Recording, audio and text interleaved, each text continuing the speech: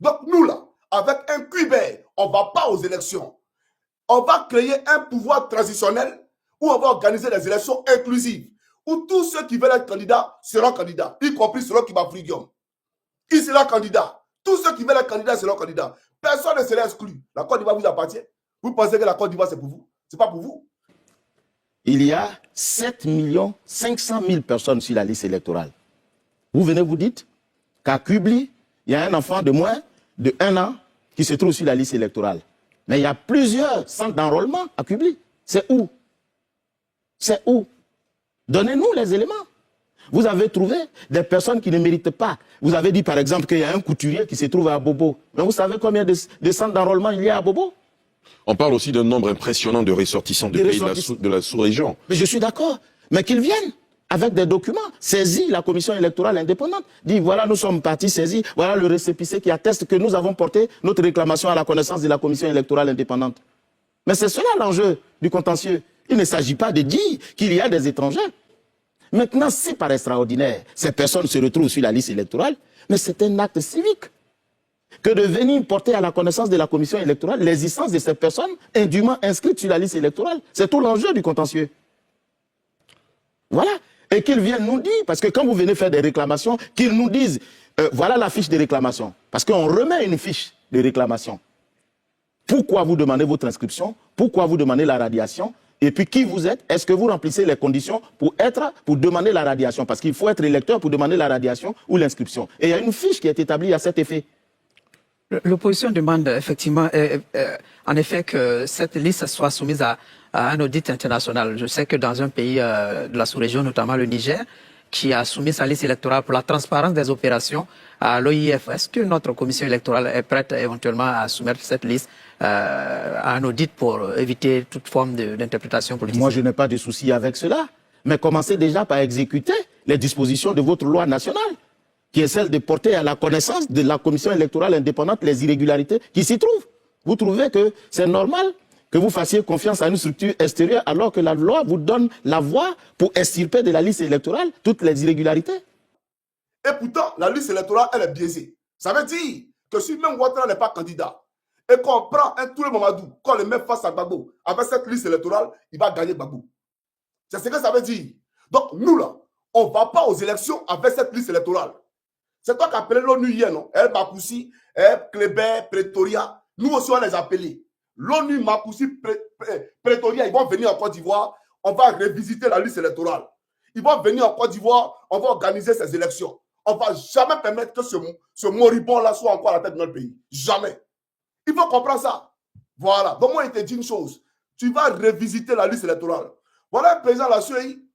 On lui demande de revisiter la liste électorale. Et lui, il dit non, il ne revisite pas.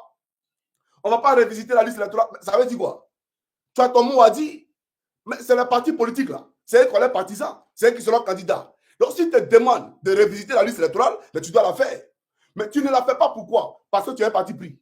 Tu ne la fais pas pourquoi? Parce que toi, QIBER, tu es un RDR. Mais on ne va pas aller aux élections avec un RDR à la tête de la CEI. Jamais de la vie. On n'ira pas aux élections avec un RDR au Conseil constitutionnel. C'est vous qui nous avez dit hier que Paul Yaoundé n'était pas crédible parce qu'il était ami de Gbagbo. Mais QIBER, il est l'ami de qui? QIBER est ses prises de position actuelles. Il est l'ami de qui? Il est l'ami de Draman. Tout ce qu'il fait là, c'est pour assouvir aux idées ubiesques et morbides de Draman. Et vous le savez très bien. Il ne suffit pas d'introduire des membres de l'opposition dans les commissions locales et dans la commission centrale de la CEI pour que l'élection en question soit transparente. Il faut remonter au tripatouillage de l'état civil de la Côte d'Ivoire. Il faut remonter au tripatouillage des listes électorales. La liste électorale ivoirienne, elle est bourrée. Elle est bourrée de faux Ivoiriens actuellement. Ouattara a enrôlé dans l'état civil de la République de Côte d'Ivoire. Il a enrôlé dans les listes électorales de Côte d'Ivoire des tas de fraudeurs à la nationalité. Il a fabriqué de faux citoyens ivoiriens. Il a fabriqué de faux électeurs ivoiriens. La liste électorale vient de connaître un gonflement de près de 2 millions de voix. De près de 2 millions de voix qu'Alassane Dramane Ouattara a fabriqué comme bétail électoral pour s'auto-proclamer président élu de la République de Côte d'Ivoire. Donc, en fait, premièrement, je vous préviens, chers frères et sœurs, il ne suffira pas qu'il y ait des militants du PDCI, du FPI ou de GPS dans les commissions locales et dans la commission centrale, qui en est à peu près suffisamment, cela ne suffira pas. Le scrutin ne sera pas transparent uniquement parce qu'il y a des représentants de l'opposition. Le scrutin sera transparent dès lors que la base même du scrutin aura fait l'objet d'un consensus, c'est-à-dire les listes électorales. D'accord? Si on n'a pas vérifié les listes électorales, ça ne sert à rien. Si vous allez à une élection avec quelqu'un qui, lui, possède 1 million, 2 millions, par exemple, d'électeurs fictifs dans sa poche, même si vous êtes associé à la commission locale et à la commission centrale, vous allez compter ces fausses voix et vous allez lui donner la victoire. Je recommence. Même si vous allez avec vos représentants de l'opposition dans les commissions locales et dans la commission centrale, dès lors que vous aurez accepté les listes frauduleuses, les millions de faux électeurs introduits par Ouattara dans la liste électorale, les millions de faux Ivoiriens introduits par Ouattara dans l'état civil de la République de Côte d'Ivoire, eh bien, vous serez amené à compter les faux électeurs et les faux Ivoiriens lors du dépouillement des votes.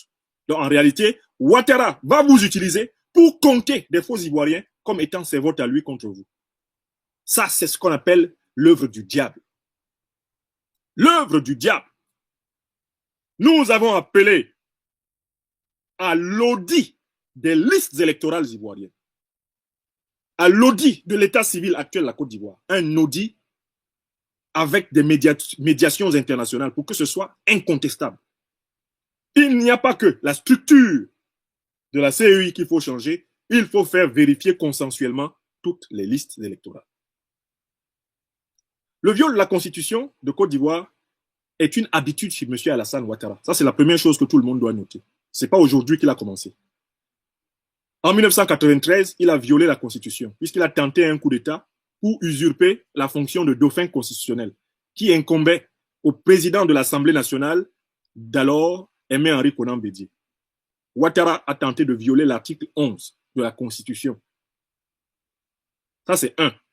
Deuxièmement, Alassane Draman Ouattara a utilisé des moyens anticonstitutionnels et non constitutionnels pour renverser le président Bédié en 1999.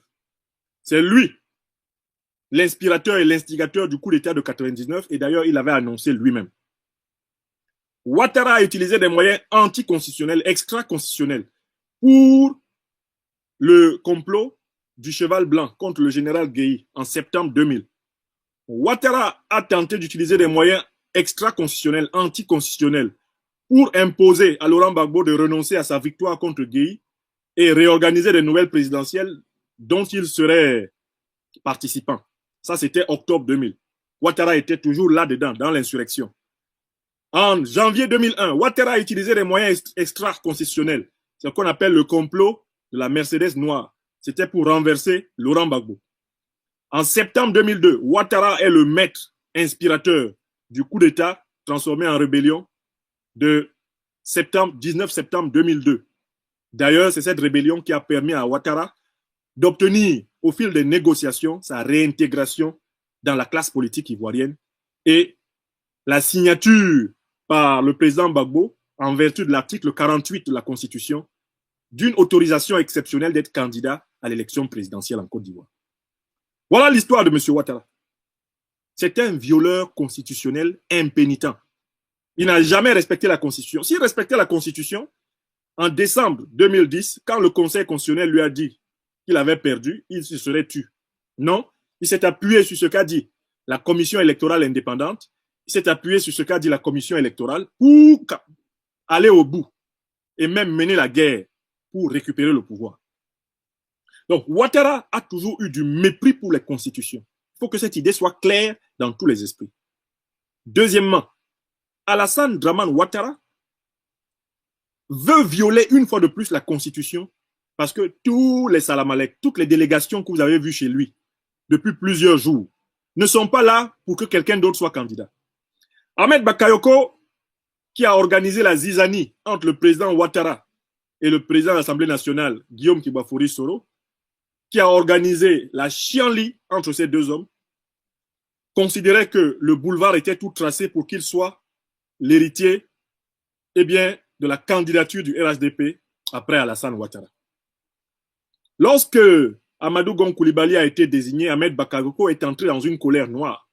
Et il lui a mené une bataille féroce, une concurrence féroce à l'intérieur du gouvernement et dans le pays. Chris Yapi révèle même qu'Ahmed Bakayoko est allé jusqu'à mobiliser les moyens mystiques. Il a mobilisé le Guélédé de Kétou au Bénin, les rituels du vaudou. Il a mobilisé son grand sacrificateur, le fameux Awaza Bakayoko, pour atteindre par tous les moyens possibles le pauvre Premier ministre Amadou Gon. Voici donc que le Premier ministre Amadou Gon meurt. Pour Ahmed Bakayoko, c'était le boulevard. Amadou Gon, candidat Premier ministre, mort, Ahmed Bakayoko s'y voyait entièrement. Il a donné des missions à ses hommes sur les réseaux sociaux qui ont commencé à booster son image de candidat à l'élection présidentielle, qui ont commencé à exiger sa désignation urbi et orbi, lorsque les fidèles d'Amadou Gon, menés notamment par un certain Adama Bictogo, alias le grand fraudeur au baccalauréat, l'ont attaqué, bille en tête, et juré au président Alassane Ouattara qu'il ne voulait surtout pas voir Ahmed Bakayoko en position de candidat. Mais qui a fait attaquer Ahmed Bakayoko? Qui a envoyé Adama Bictogo sur Ahmed Bakayoko? C'est Alassane Draman Ouattara. Ce sont ses méthodes. Il a toujours gouverné par le principe du diviser pour mieux régner. C'est lui qui a envoyé Bictogo, Kandia, Dagrid Diabaté, bref, tous ceux qui sont aujourd'hui ces moutons de Panurge, c'est lui qui les a envoyés attaquer frontalement Ahmed Bakayoko. Et l'humiliation finale a été l'ordre explicite, direct, donné par Alassane Ouattara à Ahmed Bakayoko, à côté duquel, à droite duquel figurait un certain docteur Ibrahim Sissé Bakongo qui est en processus de destruction spirituelle. C'est Alassane Ouattara qui a ordonné à Ahmed Bakayoko d'organiser sa propre humiliation. Les mêmes parents de sa région, du Worodougou, les mêmes parents qu'il avait déjà mobilisés en disant c'est fini, Gon est tombé, c'est moi.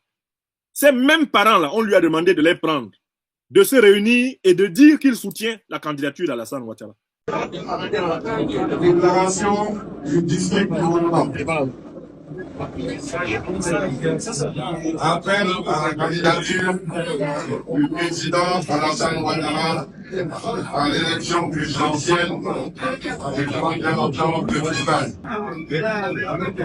Ahmed Bakayoko a prononcé le discours le plus amer de sa vie sur cette terre. Depuis qu'Ahmed Bakayoko était sur cette terre, il n'avait jamais prononcé un discours qui lui fasse autant mal.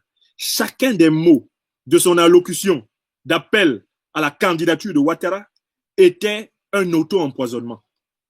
Regardez l'expression non verbale d'Ahmed Bakayoko pendant cette allocution. Il s'est humilié, il s'est tué, il s'est vautré dans la boue, il s'est chosifié, il s'est traumatisé. Ahmed Bakayoko, il s'est rendu insignifiant à cette occasion. Insignifiant. Il s'est écrasé. Après donc s'être écrasé ainsi, alors que tout son stratagème, semer la zizanie entre Guillaume Soro et Alassane Ouattara, traquer Amadou Gon Coulibaly, le marabouter, le pousser à la mort, en le stressant, en le menaçant de prendre sa place en permanence, en occupant brutalement la primature pendant la période intérimaire, en brimant des ministres. Ahmed Bakayoko, une fois qu'il a vu Amadou Gon tomber, était convaincu que l'affaire était dans son sac. Non, Alassane Draman Ouattara, qui était caché derrière Amadou Gon et qui tenait à être président de la République derrière Amadou Gon, a surgi cette fois-ci et il a assommé Ahmed Bakayoko. Alassane Draman Ouattara a engagé son dernier combat. Alassane Ouattara est en train de déclarer sa dernière guerre contre le peuple de Côte d'Ivoire. Le peuple de Côte d'Ivoire doit se tenir prêt à bouter M. Alassane Draman Ouattara hors de son histoire s'il joint, comme on le sent, le geste à la parole en tentant de violer à nouveau ce peuple, de violer à nouveau la constitution de la Côte d'Ivoire